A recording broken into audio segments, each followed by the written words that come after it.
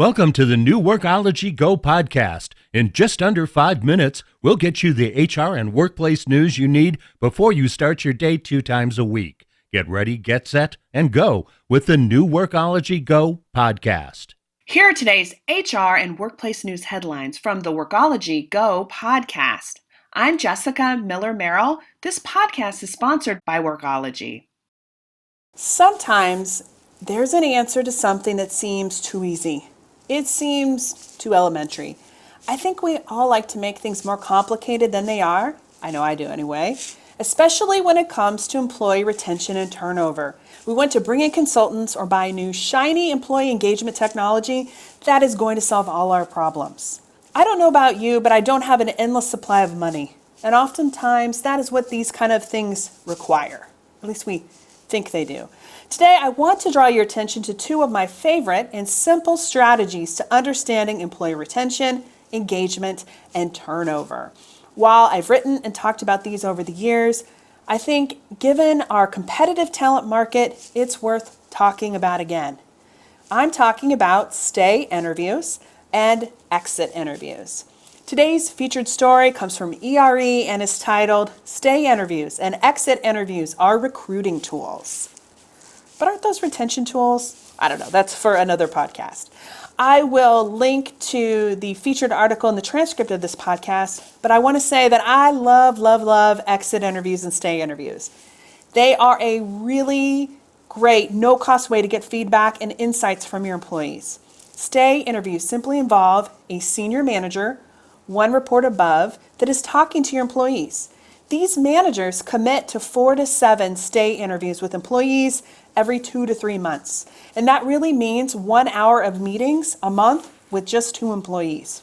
We all have an hour to save time and keep our people working happily and employed at our businesses. So you sit down with these employees in a casual manner and you talk to them. Let them guide the agenda for the most part. But you can also have prepared questions to ask employees. In the transcript of this podcast episode, I have a list of stay interview questions you can share with your managers if they need a starting point to work from. But really, a stay interview is designed to help create a level of trust between management and frontline employees. The thing about stay interviews is that it's not enough just to meet with these employees. You're spending your 1 hour with your employees a month. You need to do something with the feedback that you've gotten and follow up with them, whether you take action on their idea or something else. Maybe you don't do anything at all, or maybe you have a reason why you didn't do anything. But you need to let them know the action or inaction that you or your manager took and why. The second low-cost retention engagement strategy is an exit interview. These are done when an employee gives notice. You, meaning HR, can meet with the employee one-on-one.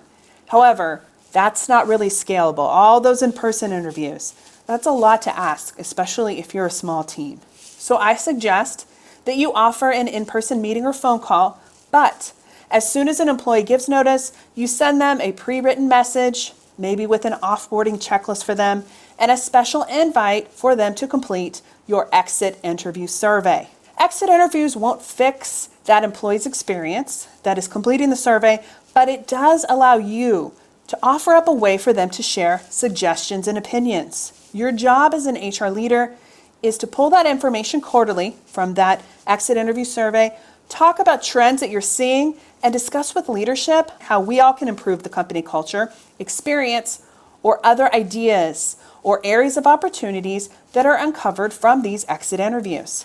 The thing about exit interviews and stay interviews is that you're looking for feedback. You want input. You want insights from your employees. And by doing the activity, you're helping to foster a culture of trust. One that I hope that your managers and peers and other team members look to you as the leader of that trust fostering ambassador. And they want to duplicate those actions, helping to make for a better company, culture, and work environment. These are just some small ways that we as workplace leaders can make a difference. And even among small teams, you are using these opportunities in your exit interviews and your stay interviews to gather feedback and information. You want to get that intel to build trust, but also a gathering data to use in creating programs and supporting your leadership. These are small but meaningful ways in HR that we can really make a difference. Workology now offers SHRM certification prep classes on your schedule with over 36 hours of online training, a private Facebook group, and instruction using the SHRM learning system. We give you the resources you need. Visit workology.com/products to learn more. And that's this episode of the Workology Go Podcast, sponsored by Workology. We're your go-to for HR and workplace news. I'm Jessica Miller-Merrill. Thank you for listening. To learn more about the Workology Go podcast, subscribe to us on Apple, Google, and Stitcher. Our podcast is also available on Alexa and Google Home. Learn more at workology.com/Go podcast and access this episode's resources, links, and reports for more information.